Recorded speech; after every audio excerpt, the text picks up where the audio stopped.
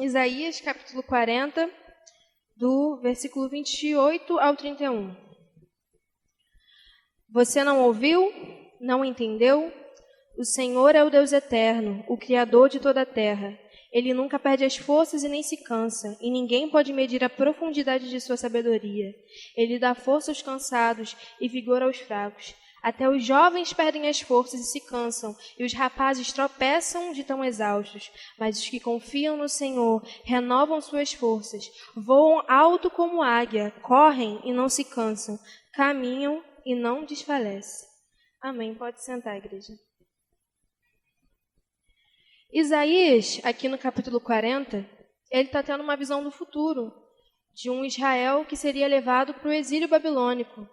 Então, os israelitas perderiam a sua terra, eles seriam sitiados, perderiam a sua terra, o seu templo, seriam levados como escrava para a Babilônia. E no capítulo 40, Isaías vê, ele está tendo a visão, então ele vê que o povo está perdendo as esperanças, eles estão desolados, o Senhor não está me ouvindo, o Senhor não se importa mais comigo, o Senhor, talvez até pensando que Deus não tinha mais força para livrar eles daquele mal. Então, Isaías traz uma palavra de conforto para eles, dizendo, o Senhor é contigo, os que confiam no Senhor vão ter suas forças renovadas. Ele traz ali uma palavra de consolo, uma palavra de esperança para aquele povo. Porque a mesma mão que usaria o rei Nabucodonosor a mesma mão que iria disciplinar o povo de Israel através do rei Nabucodonosor, usaria também o rei Ciro lá na frente para libertar o povo de Israel. E quando a gente foca nesse texto aqui, do versículo 28 ao 31, nós examinamos 3 verdades. A primeira verdade está lá no verso 28. Vamos acompanhar juntinhos? Olha lá. Você não ouviu? Não entendeu? O Senhor é o Deus eterno, o Criador de toda a terra. Ele nunca perde as forças e nem se cansa. E ninguém pode medir a profundidade de sua sabedoria. A primeira verdade é essa, irmãos. Deus é soberano. Deus é imenso. Deus é infinito. Ele reina sobre tudo isso aqui. E dentro disso, nós podemos ver 4 características dessa soberania de Deus. A primeira está ali, ó. O Senhor é o Deus eterno. Deus é eterno, Deus não tem começo, Deus não tem fim. E a eternidade é um atributo exclusivo de Deus. Não tem limitações, Deus não foi criado por outro, Deus não foi criado por alguém, Ele simplesmente é. Às vezes as pessoas falam, Deus existe. Não, Deus não existe, Deus é. Para ser existido tem que ser criado, Ele não foi criado.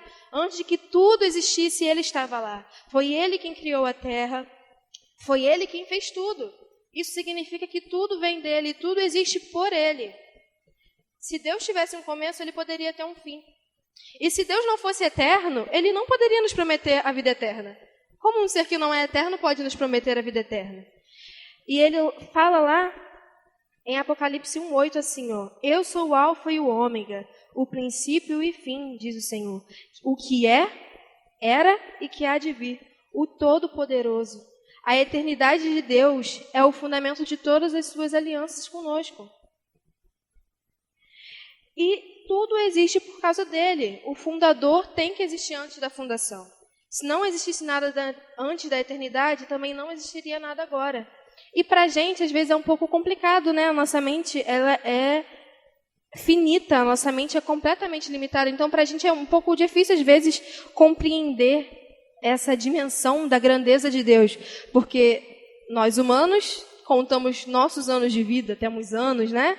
Temos 24 horas por dia, semanas, meses, anos. A gente conta assim. Para Deus não existe isso. Na palavra de Deus fala o quê? Que para Deus um dia é como 1000 anos e 1000 anos é como um dia. E aí? Ele é eterno, ele é maior do que essa ideia de tempo. Deus é, ele simplesmente é. E ele se revela assim lá para Moisés, né? Ele fala para Moisés que ele, como que ele fala? Eu sou o que sou. Eu não tenho um nome, ele é o que ele é. A segunda característica dessa soberania de Deus é que ele é o Criador de todas as coisas. Fala também no versículo, ó, o Criador de toda a terra. Uma das definitivas afirmações da Bíblia sobre isso está lá em Gênesis 1, no início da Bíblia. Deus criou o céu, Deus criou a terra, o mar, os animais, o ser humano. E negar isso é recusar toda a Bíblia. É negar todo o Antigo Testamento e negar o Novo Testamento, porque o Novo é complemento do Antigo, né? É as realizações do Antigo, são as promessas do Antigo sendo cumpridas. A Bíblia ensina que Jesus é o agente da criação, ensina que nos 6 dias Deus criou a terra, e não apenas o céu, mas tudo que nele existe. Ensina que foram 6 dias, 24 horas, manhã e tarde, dia e noite. Não é isso mesmo? Ensina que Deus é o Criador e o governador soberano, não só sobre as coisas materiais, mas também sobre as coisas espirituais, e que somente por Ele tudo se mantém vivo. Ensina que isso foi feito através da palavra de Deus, por meio do seu poder. A Escritura não ensina apenas que Deus fez todas as coisas, mas ensina que através dessa criação, seu poder eterno e sua divindade foram reveladas. Irmãos, eu não sei vocês, eu não consigo chegar num lugar assim, lindo, que tem uma natureza linda, e não lembrar de Deus. Há uns anos atrás, nós jovens marcamos de subir o costão de Taquatiara. Foi uma aventura e tanto, né? Só Jesus. Não sei porque que a gente foi inventar de fazer isso. Mas quando a gente chegou lá em cima, eu olhava assim, aquele horizonte, aquela coisa linda, o mar infinito, a areia, os montes, as montanhas. Irmãos, não tinha como não lembrar de Deus. Lembrar que Ele fez tudo isso, a grandeza dEle. E Ele tem tudo isso na palma de suas mãos. Olha que Deus grande, que Deus imenso. E eu não consigo não pensar nisso quando eu estou assim de frente com essas paisagens, com essas coisas. A segunda característica, a terceira, quer dizer, característica dessa soberania de Deus é que Ele não se cansa. Também fala lá no texto, ó, Ele nunca perde as suas forças e nem se cansa. Deus se envolveu na criação dos céus e da terra, dos mares e de tudo que nele há. Não tem como fugir da sua presença. Adão tentou, lembra que Adão e Eva tentaram se esconder? Não dá, Deus é onipresente, Deus é onipotente, Deus é onisciente. Não tem como fugir da presença de Deus e nem da influência de seu poder. Ele mandou o dilúvio para castigar um povo corrompido. Ele chamou um homem desconhecido para iniciar uma nova nação que ele chamaria de seu povo, os israelitas. Ele mandou pragas sobre um país poderoso, o Egito, para libertar o seu povo. Ele sustentou o seu povo por 40 anos no deserto. Ele abriu o mar vermelho para o seu povo passar. Ele preparou uma terra para o seu povo habitar. Ele usou uma funda e algumas pedrinhas para Davi matar um gigante, um menino pequenininho matando um gigante de mais de 2 metros. Ele mandou um peixe engolir Jonas para que ele realizasse a missão que Deus tinha te dado. Ele dominou o poder da fornalha ardente. Ele fechou a boca dos leões. Ele pôs no coração do rei Ciro o desejo de libertar o seu povo. Ele mandou o seu filho para morrer pelos seus pecados. Ele organizou uma pequena igreja com homens simples, humildes e desprezados e fez que essa igreja crescesse e alcançasse o mundo todo e fosse tão poderosa que chegasse até hoje, assim, poderosa e eficiente para salvar os pecadores, para salvar aqueles que estavam perdidos em seus pecados. O Senhor não se cansa, nunca se cansou. Desde a fundação da terra, antes da fundação da terra, Ele não se cansa. Ele fez tudo isso e não se cansou. Ele continua aí, Deus não dorme, Deus não cochila, Ele está sempre de olhos abertos e Ele está sempre esperando aqueles que confiam nele e se entregar a Ele para que Ele possa cuidar de cada um. A quarta característica dessa soberania de Deus, que mostra ali no texto, é que a sua sabedoria é imensurável. A sua sabedoria não se pode ser contada, ela é tão grande, tão grande, tão grande que a gente não pode contar ela, não temos noção da profundidade da sua sabedoria. A gente vê isso lá em Romanos 11:33, que diz assim: ó profundidade da riqueza, tanto da sabedoria como do conhecimento de Deus. Quão insondáveis são os seus juízos e quão inescrutáveis os seus caminhos. A sabedoria de Deus é totalmente superior à sabedoria humana. Lá em Isaías 55:8, a gente pode ver também, ó, Porque os meus pensamentos não são os vossos pensamentos, nem os vossos caminhos os meus caminhos, diz o Senhor. Porque assim como os céus são mais altos do que a terra, assim os meus caminhos mais altos do que os vossos caminhos, e os meus pensamentos mais altos do que os vossos pensamentos. E outro, Deus é a fonte de sabedoria. Vemos isso lá em Provérbios 2:6. Porque o Senhor dá a sabedoria, da sua boca é que vem conhecimento e entendimento. Irmãos, Deus é o sábio dos sábios. A sabedoria humana não é nada perante a sabedoria de Deus. A sabedoria não é somente o conhecimento. A sabedoria é saber como. A sabedoria de Deus o possibilita saber como fazer todas as coisas. Eu trouxe algumas curiosidades aqui sobre o universo e sobre o nosso organismo humano. Vocês sabiam que existe um estudo que mostra que nós não conhecemos nem 5% de todo o oceano do mundo? Mais de 95% de todo o oceano é completamente oculto para nós.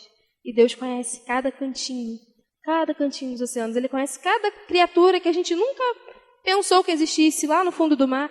Ele conhece tudo. Vocês sabiam? E outra. Além disso, vocês sabiam que há 10 vezes mais estrelas no universo do que grãos de areia na Terra? Vocês já tentaram pegar um punhado assim de areia na praia? Já tentou contar cada grão? É impossível, né? É impossível, porque são muitos. E existem 10 vezes mais estrelas no universo do que grãos de areia na Terra. Todos os grãos de areia da praia, do deserto, do mundo, não se compara a quantidade de estrelas que existe na Terra. E muito curioso que lá em Salmos 147, versículo 4, diz assim: Ele conta as estrelas e chama cada uma pelo nome. Esse Deus é tão grande que esses números incontáveis de estrelas que existe, Ele conhece cada uma e chama cada uma pelo nome. Ele conta cada uma. Sabiam que estima-se que o universo conte com mais de 10 bilhões de galáxias? Na Terra, a gente tem uma estimativa de que existe 7 bilhões de pessoas, né? E a gente não conhece nem 1% dessa quantidade de pessoas. No universo, existe mais do que 10 bilhões de galáxias. Olha a grandeza desse Deus, ele fez tudo isso em 6 dias.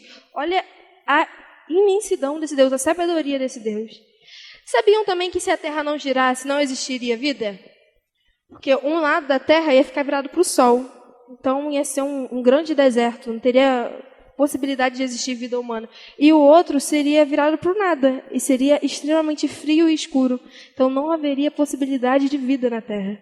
E Deus fez tudo certinho, a Terra girando, o céu numa distância boa o suficiente para não queimar, e também boa o suficiente para não nos matar de frio, não nos congelar.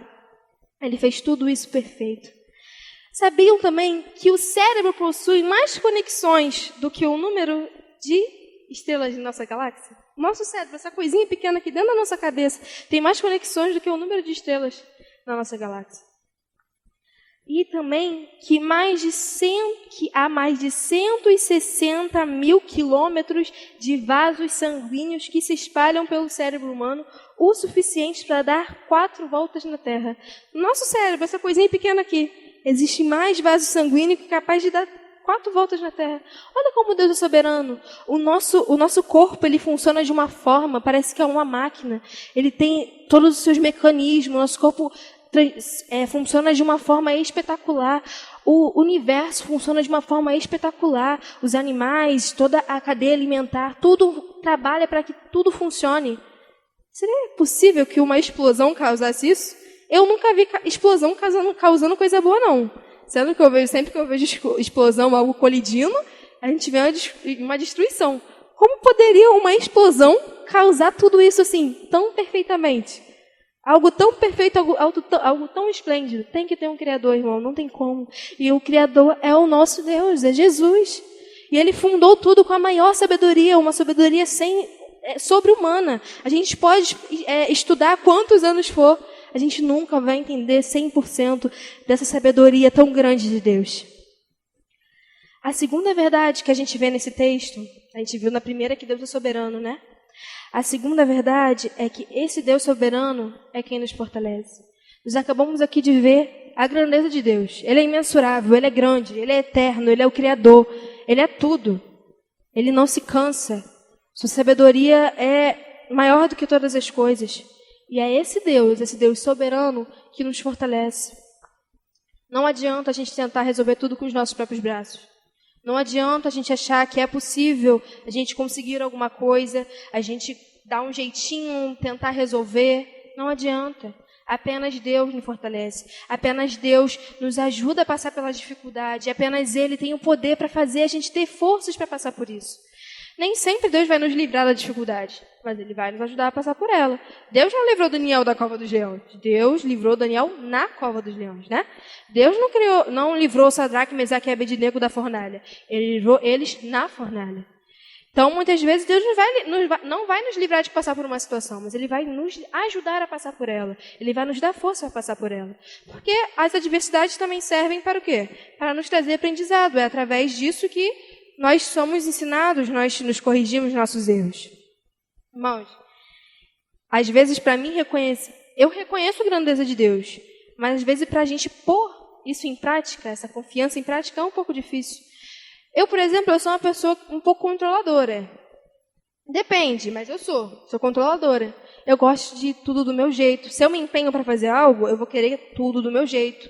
Se acontece alguma situação, alguma picuinha, alguma coisa assim, eu vou querer eu resolver. Eu não gosto de terceiros envolvidos. Eu quero sempre controlar tudo, quero sempre tentar, quando eu me importo com a coisa, né? Quando eu não me importo, deixa os outros fazer, não tem problema não. Mas quando eu realmente me importo com aquilo, eu quero dominar tudo, eu quero controlar. Então, às vezes, quando eu passo por algumas situações que eu preciso, que o certo seria eu me ajoelhar e pedir, Deus, me ajuda a lidar com isso, eu vou lá pela força do meu próprio braço, né? achando alguma coisa. Não, eu vou resolver, vou falar com fulana, vou fazer isso, vou fazer aquilo. Sendo que não é assim, aí vai lá, quebra a cara, né? Aí volta, Senhor, me perdoa e tudo mais. O problema é quando eu passo por uma situação que eu não posso fazer nada, né? Aquela situação de uma pessoa doente, a gente não pode fazer nada, a gente fica completamente impotente. E minha mãe vê como eu fico. Quando eu passo por uma situação assim, fico sem comer, eu choro toda hora, fico mal, fico triste, fico para baixo. Por quê? Porque é da nossa natureza humana querer sempre controlar as coisas, fazer as coisas pela força do próprio braço. Às vezes a gente esquece que existe esse Deus tão grande, tão soberano. Às vezes a gente pensa que Ele não se importa, né? Como um Deus tão grande vai se importar com uma coisa tão pequena, com uma coisa tão besta? Mas Ele se importa. Ele se importa. O que temos que fazer é deixar esse orgulho de lado, essa coisa de achar que a gente é alguma coisa, essa soberba de lado, e nos dobrar a Deus. Porque Ele é fiel e Ele nos ajuda a passar pelas situações. E esse Deus, irmãos, esse Deus que eu falei, esse Deus eterno, esse Deus criador, esse Deus tão grande, esse Deus se importa com nossos problemas. Esse Deus está esperando que nós entreguemos os nossos planos, os nossos sonhos, os nossos problemas, tudo diante dEle, tudo aos pés dEle. Porque por nossos próprios braços nós não conseguimos nada. Sozinhos nós não conseguimos nada. Não é capaz de conseguirmos nada pelo nosso próprio braço. É Ele quem nos sustenta. É Ele quem nos ajuda. Lá em Isaías 41:10 diz assim, por isso não temas, pois estou com você. Não tenha medo, pois eu sou o seu Deus. Eu o fortalecerei. Eu o segurarei com a minha mão direita vitoriosa. Não pensem que seus problemas são bobos demais para Deus. Nunca pense que Deus não se importa com os seus problemas. Mas é só isso aqui é muito bobo. Não, Ele se importa com você. Na Bíblia fala, Ele se importa tanto que na Bíblia fala que Deus conhece Ele conta, Ele sabe quantos fios de cabelo nós temos no nosso cabelo. Olha que Deus imenso. E lá em Romanos 8:28 diz assim, sabemos que Deus age em todas as coisas para o bem daqueles que o amam, dos que foram chamados de acordo com o seu propósito. Isso quer dizer que tudo vai ficar bem? Quer dizer que a gente não vai passar por dificuldade? Quer dizer que nada de ruim vai acontecer para a gente? Que ninguém vai morrer na nossa família? Que nada vai acontecer? Que nunca vou ficar doente? Que nunca um parente meu vai ficar doente? Que eu não vou passar por provação? Não. Nós vamos passar por provações, nós vamos passar por tribulação, muitas vezes vamos perder pessoas muito amadas, e pelo menos para mim, nesses momentos é quando minha fé mais é provada. Vamos passar por tudo isso, mas a diferença é que nós vamos ter Jesus do nosso lado. A gente vai ter Jesus junto conosco. Ele vai estar ali nos sustentando, nos ajudando, nos fortalecendo para passar pela situação. Porque mesmo que os nossos sonhos se percam, Jesus continua sonhando o sonho dele para nós. Mesmo quando pensamos que estamos sozinhos, Ele está conosco. Mesmo quando a gente pensa que a gente não vai aguentar, Ele está ali para nos fortalecer, para nos ajudar. Ele se importa. Abra sua Bíblia lá em Isaías, capítulo 49, versículo 15 até uma parte do 16. Olha o que diz. Pode uma mulher esquecer sua criança que mama, que não teria compaixão do filho do seu útero? Sim, elas podem esquecer. Contudo, eu não esquecerei de ti. Eu, que tenho te gravado nas palmas da minha mão, diz o Senhor. Irmãos, olha esse Deus tão grande, esse Deus tão imenso. Ele se preocupa com você, Ele se preocupa comigo, Ele se preocupa com cada um de nós. E nossos problemas não são pequenos para Ele. Não são, Ele se importa. Por menor que ele possa parecer, Deus se importa com ele. Ah, Senhor, estou carente, Senhor, me ajuda. Ele vai se importar com a sua carência, Ele vai te dar força para passar pela sua carência. Você é carente? Fala com Deus. Oh, Deus, eu estou com dificuldade no meu emprego. Ora, se ajoelha, fala com Deus que Ele vai te ajudar a passar por isso. Será que Ele vai te livrar da carência? Eu não sei, mas talvez Ele te ensine a lidar com ela. Ele te ensine Ele te ensine para te mostrar o quê? Que você não precisa necessariamente de um homem, no caso das mulheres falando, né? Da mulher para ser feliz. Você precisa de quem? Você precisa de Jesus. Um marido e uma mulher são complementos, com certeza que Deus dá para completar a felicidade, mas sim, mas nossa felicidade plena tem que estar em Jesus. Amém, irmãos? A terceira verdade que esse texto nos mostra é que os que confiam no Senhor são quem recebem essa força. A gente vê isso lá no versículo 30 e 31. Vamos ler? Até os jovens perdem a força e se cansam, e os rapazes tropeçam de tão exaustos. Mas os que confiam no Senhor renovam as suas forças. Vão alto como águias, correm e não se cansam, caminham e não desfalecem. Irmãos, aqui no capítulo 30, o que ele está querendo dizer? Ele está querendo fazer uma comparação.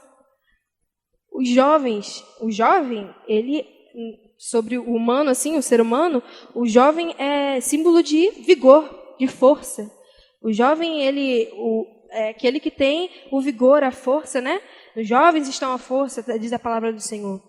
E até esses se cansam. Eu, por exemplo, eu já fui mais ativa, né? Hoje em dia eu tô meio sedentariazinha. E quando eu vou, por exemplo, correr, quando eu vou tentar vencer esse sedentarismo lá no campo, e eu vou tentar correr, 5 minutos depois eu tô... Senhor, o que é isso? Não consigo mais, porque eu perdi a prática. Se cansam. E até o atleta mais profissional, ele se cansa. Todos nós nos cansamos. Mas Deus não se cansa. Deus não se cansa. E aqui diz no versículo 31 que os que confiam no Senhor renovam as suas forças. Nós só recebemos essa força quando confiamos em Deus. Não há outra forma, não há métodos, não tem como você coisar o caminho, não tem como. É só confiando em Deus. E nesse texto, a confiança se remete também à esperança, a ter esperança em Deus. Onde está a sua esperança? Está em conseguir um bom emprego? Está em ser bem-sucedido futuramente, financeiramente falando? É arrumar um bom marido? Uma boa esposa? Irmãos, se a sua esperança não estiver em Jesus, de nada adianta. Não tem como. Porque não foi o seu emprego que morreu por você na cruz. Não foi o governo que morreu por você na cruz. Também hoje em dia a gente coloca muitas pessoas colocam suas confianças em partidos políticos, em ideologias. Não foi o governo, não foi essas ideologias que morreram por você na cruz. Não foi a sua esposa que morreu por você na cruz, não foi o seu marido que morreu por você na cruz, não foi o seu namorado, nem sua namorada, nem sua mãe, nem seu pai, nem seu filho, nem sua filha, e nem seu bichinho, não foi. Foi Jesus que morreu por você na cruz. Foi Ele que morreu para salvar cada um de nós. Nós estávamos perdidos e Ele morreu para salvar cada um de nós. Nos dá a chance de salvação, nos dá a possibilidade de salvação. Nós não merecemos essa força dele. Nós não merecemos essa força dele. Mas mesmo assim, ele morreu por nós. Mesmo assim, ele morreu por nós. Irmãos, a nossa esperança tem que estar em Jesus.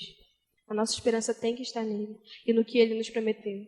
Ele não vai nos dar dinheiro. Não adianta você orar, Senhor, me dá dinheiro. Ele não vai te dar dinheiro. Quer dinheiro? Faz uma faculdade, faz um curso, vai trabalhar. Vai correr atrás, claro que não colocando isso como prioridade na sua vida, sua prioridade tem que ser o reino de Deus. Vai fazer isso, que aí você vai alcançar algum tipo de prosperidade financeira ou estabilidade financeira aqui na Terra. Mas isso não é o foco. Não é o foco. Ele nunca nos prometeu isso, nunca nos prometeu. Ele também não nos prometeu uma vida sem tribulação, sem dificuldade. Não, ele falou pelo contrário. No mundo tereis aflições, mas tende bom ânimo. Eu venci o mundo. O que ele nos prometeu, irmãos, foi unicamente, exclusivamente a vida eterna. Se eu não me engano, lá em João ele fala, uma promessa vos tenho e essa vos faço, a vida eterna. Foi isso que ele nos prometeu. Foi isso que ele nos prometeu, e é apenas isso. E eu acredito e a Bíblia fala, né? Que aquele que prometeu é fiel para cumprir.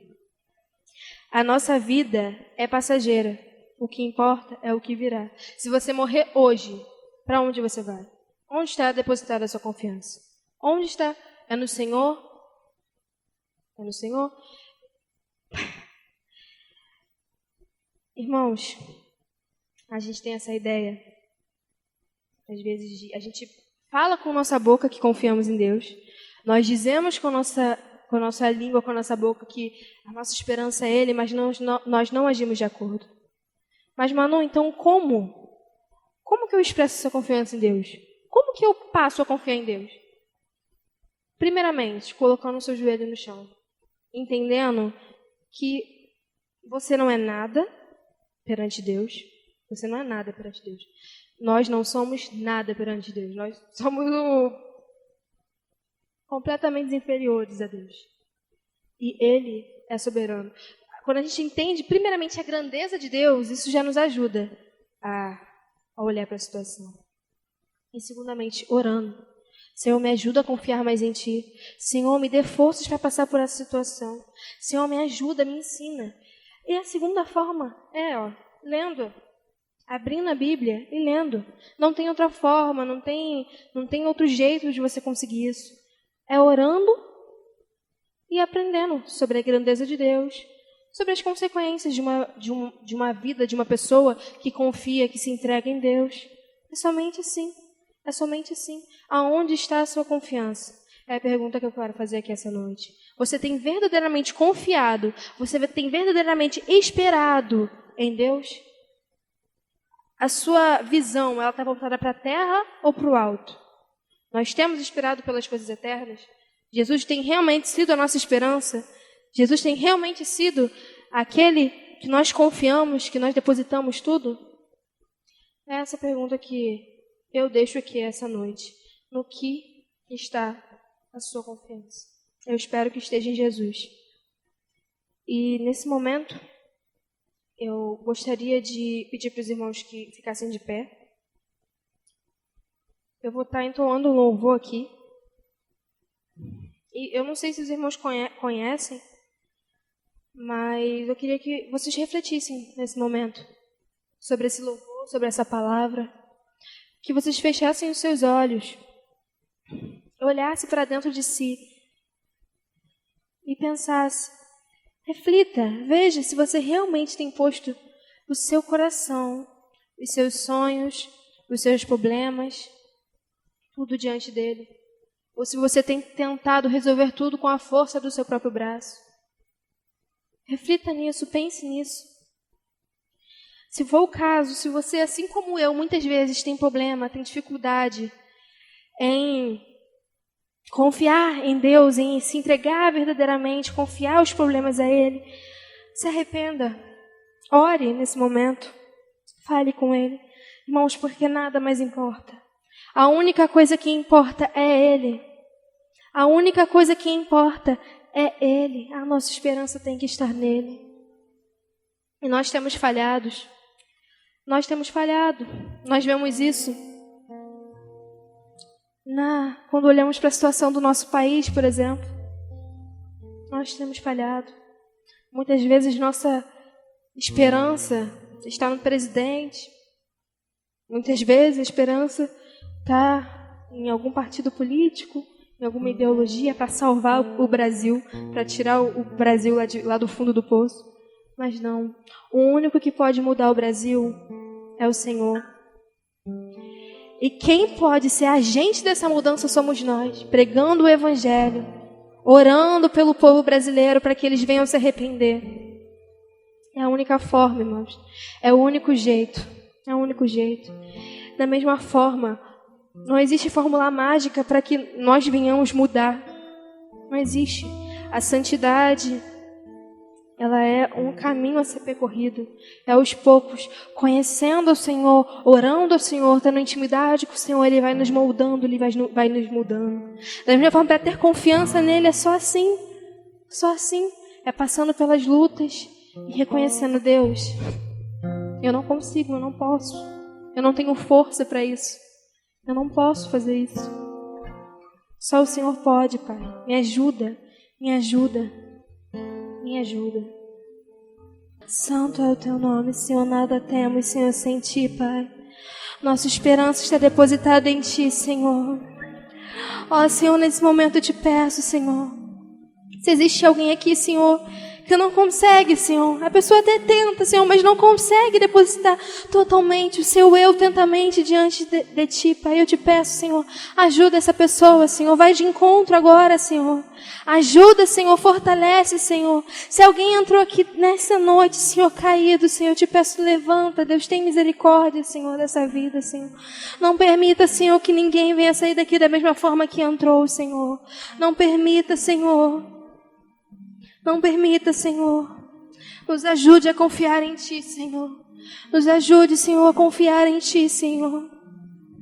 Nos ajude, Senhor, todos os dias a confiar em Ti, Senhor. Nas menores coisas e nas grandes coisas, Senhor. Nas pequenas e nas grandes coisas, Senhor. Nos ajuda, nos ensina, Senhor. É o que eu te peço, Senhor. É o que eu te peço, Senhor. Aleluia, Senhor. Santo é o Teu nome.